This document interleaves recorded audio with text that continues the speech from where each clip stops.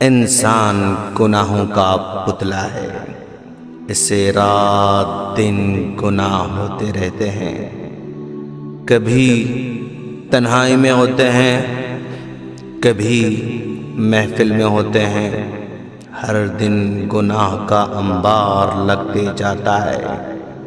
گناہوں کا دفتر بھرتے جاتا ہے، لیکن اس کے مقابلے میں اللہ تعالیٰ بھی اپنے بندوں پر کتنا رحیم ہے، کریم ہے، آپ اس حدیث سے اندازہ لگا سکتے ہیں۔ عن ابی امامۃ الباہلی رضی اللہ تعالی عنہ قال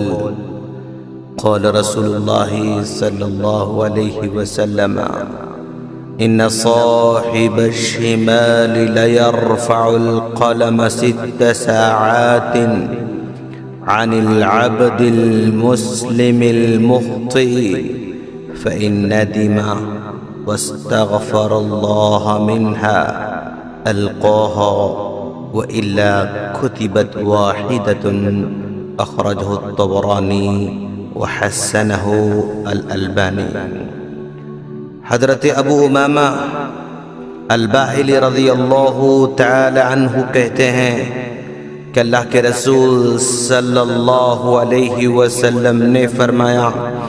گناہ لکھنے والا فرشتہ جب ایک مومن بندہ گناہ کرتا ہے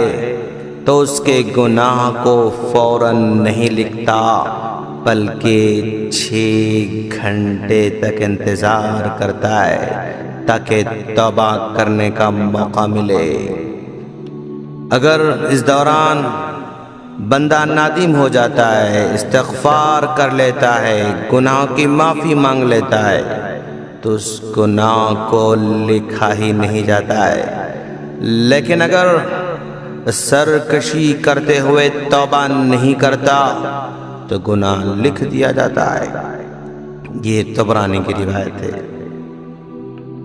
دیکھا آپ نے، اور اب کتنا بڑا رحیم ہے، کریم ہے، ہم کو اس کے رحم کی کوئی قدر نہیں، گناہ پر گناہ کرتے جاتے ہیں، توبہ کی فکر بھی نہیں کرتے ہیں۔ سامعین، ہم دعا کرتے ہیں کہ اللہ ہم سب کو گناہوں سے دور رکھے، اور اگر گناہ ہو جائیں